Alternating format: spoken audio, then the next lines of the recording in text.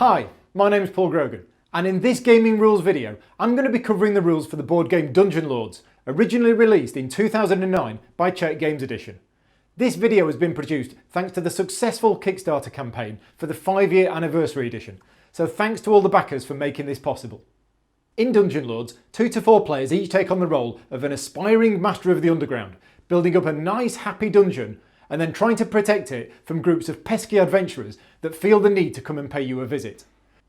The game is played over 2 years, and each year consists of a building stage where you will hire monsters, dig tunnels, install traps and so on, and then a combat stage where the adventurers enter your dungeon and your task is to stop them conquering as much as possible. After 2 years the game is over and the Ministry of Dungeons awards you points based on how well you have done. As long as you've scored more than 0, you've succeeded and you've got your Dungeon Lords licence, but it's actually the player with the most points that wins the game. The progress board is used to track all of the phases that happen in the building stage. Perform all the steps shown below the progress marker and then move the marker to the right. Notice that a lot of the icons are repeated. This is because you do roughly the same thing 4 times, once for each season. The first thing that happens in each season is the new round phase, where you draw 2 rooms and place them here, 3 monsters and place them here, you reveal the next event tile and also draw 4 adventurers. The adventurers are placed in a specific order on the progress board, with the weakest ones, with the simpler glyphs, being placed on the left. If more than one adventurer has the same glyph, leave them in the order they were drawn. Then, move the progress marker to the next phase. These icons indicate you give orders to your minions by assigning 3 cards. There are 8 places on the main game board that you can send your minions to, and each player has 8 order cards that match these places. 2 of your 8 cards will already be face up on your player board. These are inaccessible orders and you cannot choose them this round. From the 6 remaining, choose 3 which you want to use and place them face down here. Once all players have chosen their cards, everyone reveals their first card, and then in player order, each player puts one of their minions on the place that matches their card. The first minion in a place goes on the top spot, with other minions going on the spots below. So in this example, blue is the start player and the minions will get placed as follows. This process is repeated for the second and third order cards. There can only be 3 minions in each place.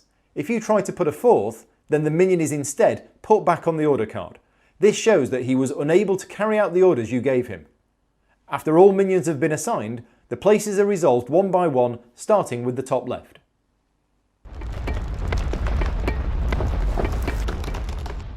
A nearby village is the main source of food in the game, which is needed to feed some of your monsters. The first minion to visit the village pays 1 gold and gets 2 food. When the second minion arrives, however, the villagers have no more food for sale. The minion threatens the villagers and they give up what they have spare. This costs the player reputation and their marker on the evilometer moves up. More on this later. When the third minion arrives, threats alone get him nowhere.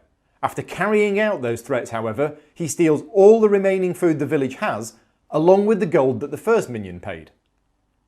On these spaces, your minion does his best to improve your reputation. For each of these symbols, move your marker on the evilometer down 1 space. This symbol allows you to use your spies to take a sneak peek at one of the 4 combat cards. This will give you an advantage during the combat stage. This action allows you to dig new tunnels in your dungeon, based on which spot your minion is on. Each imp can dig 1 tunnel. If you are on the 3rd spot, you may dig up to 4 new tunnels, but ministry regulations dictate that the work must be supervised by a 4 imp. For each tunnel you dig, place a tunnel tile onto your player board adjacent to an existing tunnel or room. For safety reasons, you may not dig out an entire 2x2 section, so in this example, you are not allowed to dig a tunnel on these spaces. Mining gold is very similar to digging tunnels. The spots allow you to send imps to your unconquered tunnels to mine gold. Like digging tunnels, the 3rd spot means that you need to have a 4 imp overseeing the others. You can mine gold from a tunnel that you have dug this turn, but each tunnel can only be mined by 1 imp. Imps are great. They do the jobs that nobody else wants to do, and they are happy to work. You get more of them by paying the costs shown. New imps are not available for digging or mining, as those actions have already been dealt with, but they can be used later in the round. On the edge of town, a few enterprising imps have set up a workshop where they make traps. They sell their first trap for 1 gold and get so excited by their sale that they offer a discount on the second trap. Unfortunately, only when they have sold the second trap do they realise that they actually gave it away for free. So for the third spot, they increase the price to 2 gold, but offer a buy one, get one free deal. Unlike the other actions, this place is resolved in reverse order, with the minion on the lower spots taking their turn before the others. This is indicated by the length of the action space. Note that the minion on the third spot will get the first choice of monster, but you have to pay an additional food. When your minion takes his turn, choose one of the available monsters and pay the cost, as shown in the top right. Place the monster you hired on your player board ready for the combat stage. Trolls are especially useful, as they also give you a troll figure which is placed in your imp den and can be used later on. As with hiring monsters, players buy rooms in reverse order. The bottom 2 spots allow you to pay a gold to buy a room. The top spot allows you to get a room for free, but only if there's one left. Rooms are placed over the top of a tunnel tile in your dungeon, but each room has a zone diagram indicating where it must be placed. The souvenir shop, for example, must be placed near the surface to attract customers. You also cannot have 2 rooms adjacent to each other.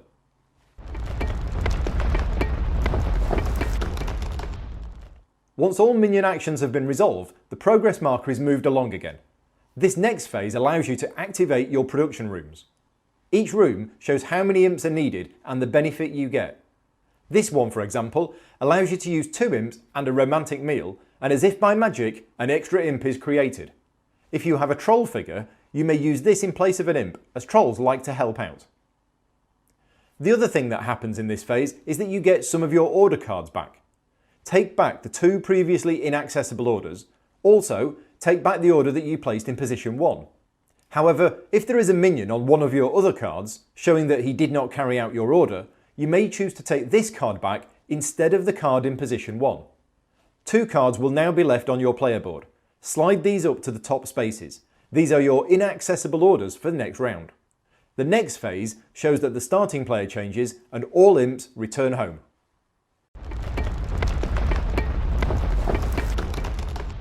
After performing all of the previous phases, it is the end of winter, and you repeat the same thing again for the remaining seasons, as shown from the icons on the progress board. However, at the end of spring, summer and autumn, 2 other phases are performed. The first of these is the event phase. The event tiles begin the year face down, but they get flipped over one at a time at the start of each season. There are 3 different event tiles. On payday, players must pay the wages of each of their monsters. This is the same cost as it was to hire them. Goblins, for example, will get by on a sack of mushrooms. Vampires, however, need to be let out from time to time, which upsets the local villagers. If you are unable or unwilling to pay, the monster leaves your service and rampages across the countryside, gaining you 1 evil. This event tile indicates that it's time to pay the Ministry of Dungeons your annual taxes. The cost is 1 gold for each 2 tiles in your dungeon, rooms or tunnels. For each gold you do not pay, the Ministry gives you a red mark, and each of these loses you 3 points at the end of the game. The third tile is a special event. For your first game, it is recommended that you treat this as if it were blank, as the game is hard enough already. For details on the special events, check out the rulebook. In this phase, the adventurers are assigned, 1 to each player. The leftmost adventurer is assigned to the nicest player, the one whose marker on the evilometer is in the lowest position. The next adventurer goes to the second nicest dungeon lord, and so on, with the rightmost one going to the player highest on the evilometer. When you get your first adventurer, put it on the space at the top of the entrance to your dungeon. Each adventurer you get after this goes behind, except for the brave warrior who pushes his way to the front.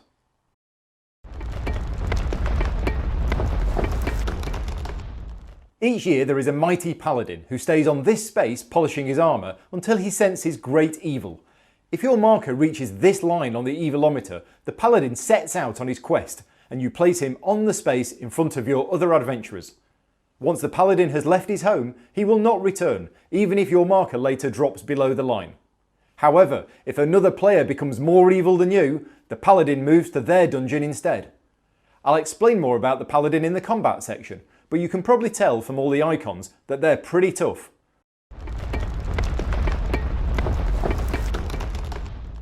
After the building stage is completed, the party that has gathered at the entrance to your dungeon attacks. Before combat begins, prepare the progress board by placing the 4 combat cards from the central board onto the correct spaces as shown. The order is important, because some players may have spied on a card during the building stage. Combat takes place over a series of 4 combat rounds, and each round the adventurers try to conquer one of the tiles in your dungeon. Your objective is to try and stop them conquering as many as possible and to defeat these so-called heroes. At the start of each round there is a planning phase, where each player decides which tile in their dungeon the adventurers are going to try and conquer. You must choose an unconquered tile nearest the entrance. So in the first round of combat, you must choose this tile as it is the closest. If this is conquered, then in round 2, you may choose either this one or this one, as both are the same distance from the entrance. The adventurers return to the surface after each round, and the next tile you choose must again be the one closest to the entrance, irrespective of where the party was before. So if in round 2 you choose this tile, and it gets conquered, then in round 3 you must choose this one, because it is the closest unconquered tile to the entrance. Once you have indicated which tile the adventurers move to, you decide how many traps and monsters you will use to try and stop them. For combat in a tunnel, you may only use 1 trap and 1 monster. Note however that ghosts are special, and you may also use as many of those as you want. If combat takes place in a room, you may use up to 2 monsters and as many ghosts as you want. You may also still only use 1 trap, but because the adventurers might miss the trap with it being in a big room, you have to entice them to the right area by placing a pile of gold. Place 1 gold onto the trap to show this. Once all players have planned, the combat card for that round is then revealed. In order, each player goes through the combat steps, narrating the story for the other players. This is important when learning the game to ensure that all players fully understand the rules. The steps are shown on the player board and are carried out in order from left to right. First, reveal your trap card if you played one, paying the gold to the bank if the combat is in a room. If the trap has an additional cost, you must pay that now. Traps have a variety of effects, but a lot of them wound the adventurers. Damage from traps is reduced by 1 for each of these symbols in the adventuring party. These symbols are found on thieves and paladins. When an adventurer gets damaged, place a wound marker on the tile. If there are as many wounds as there are hit points, the adventurer is defeated, and you place it in your prison where it's worth points at the end of the game. In this example, the firewall trap will deal damage to each adventurer, but the symbol on the thief prevents the first one. This means that the damage is assigned as shown. Used traps are then discarded. The next step is for fast spells, and it only occurs if the combat card for this round has the fast spells symbol. Also, there needs to be enough magic points in the party to cast the spell. The spell in round 1 requires 1 magic point, round 2 requires 2 magic points, and so on. In our example, the card indicates a fast spell, and we have 2 magic points in the party, so the spell is cast. Word of Peace. We decide not to withdraw our monsters, so we gain 2 evil. Unfortunately, this moves our marker on the evilometer to the paladin space, and so the paladin comes and joins the party. Oh dear. Our monsters get to attack next. If you sent more than 1, you may now choose the order in which they attack. Monsters have various abilities, all of which are explained in the rulebook. Our troll, for example, has 2 abilities, and we choose which one to use. He may either attack the front adventurer for 3 points of damage, or, if we feed him some food, he'll attack for 4 instead. Let's assume we've got a food spare, and we decide to spend it.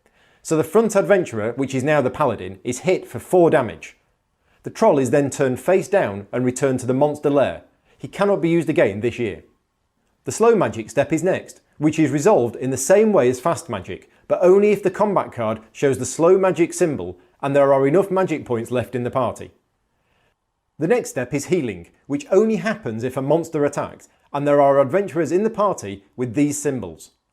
When we planned to use the troll, we didn't count on a paladin turning up, so there wouldn't have been any healing. Unfortunately for us, the paladin has 2 of these symbols, so 2 points of damage are healed from the front adventurer. Note that healing only happens if a monster attacked.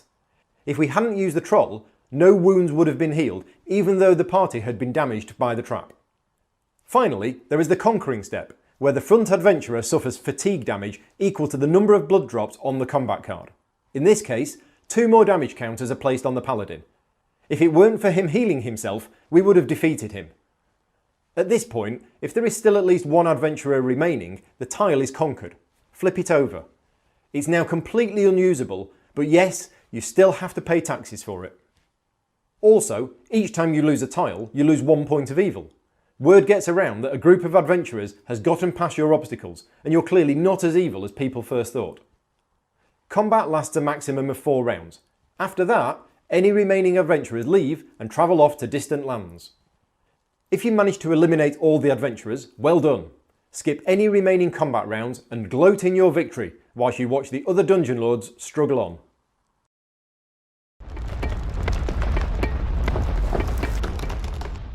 The second year of the game is played in a similar way as the first, but with a few differences. The combat cards are replaced with ones with the gold swords, which are more deadly and have more blood drops on them. The monsters are also bigger and tougher, and include the dragon, the golem, and the demon. The adventurers and the paladin have more hit points and more icons. There are no production rooms in Year 2. Instead, they are a mix of rooms which affect combat and ones which score you extra points. The production rooms from Year 1, however, may now be used twice. So in the chicken coop, you could send 6 imps and produce 2 food. At the trap workshop, the imps are still selling the same old traps. To help business along, they come up with a special sale. Whenever you buy from them, you draw 1 more card than normal, but then you must return 1 trap card to the discard pile, so you get more choice. Combat is the same in Year 2. Tiles that were conquered in the first year remain so, and the adventurers continue to attack unconquered tiles closest to the entrance.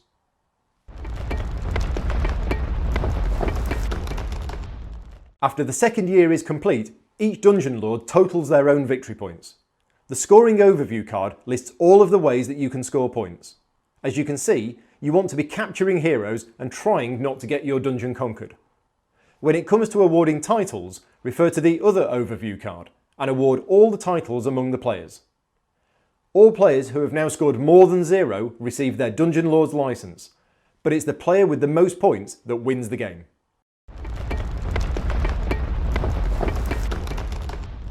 The Festival Season expansion brings a whole host of new stuff to the game. First of all, there are new monsters, new traps, new combat cards, new rooms, all of which provide an interesting mix of new stuff. There are also now 5 seasons in each year, and 5 rounds of combat. This means that the party of adventurers coming into your dungeon will consist of 4 heroes, but you will have more time to build up your defences. Speaking of the adventurers, there's a new character class. The bard hangs around at the back of the party singing songs of encouragement. These counters prevent damage to your party, either from traps or monsters, but the number of counters the bard provides is reduced by 1 for each missing adventurer. Those songs of courage don't work so well when half the party have been captured. There are also now 2 paladins, an elf and a dwarf. They replace the human paladin from the base game, although there are optional rules to play with all 3. The expansion also includes 8 unique opportunity tiles. From the second season in each year, one of these tiles replaces the standard actions available at one of the places on the central board, but only for that round, and you always see which one is coming next. These new tiles are fully explained in the rulebook, but I'll just cover a few of them here. On these spaces, you send your imps to help the local villagers in growing some crops. You gain 1 food for each imp you send, but you must always have a 4 imp supervising. Once every couple of years, the tunnel permit office closes for an internal audit, and nobody is allowed to dig new tunnels. Instead, you can use your imps to flip back a previously conquered tile, or you may improve one of your existing tunnels. There are 5 different improved tunnels, all of which are explained in the rulebook. Expert monsters are now available for hire. They have increased combatability, but at an additional cost as shown on the tile. Finally, it's become fashionable for aspiring dungeon lords to acquire pets. During the first season of each year, each player will acquire 1 pet. Each pet has a unique ability that may be used once during the game. If not used, they are worth 1 point during scoring.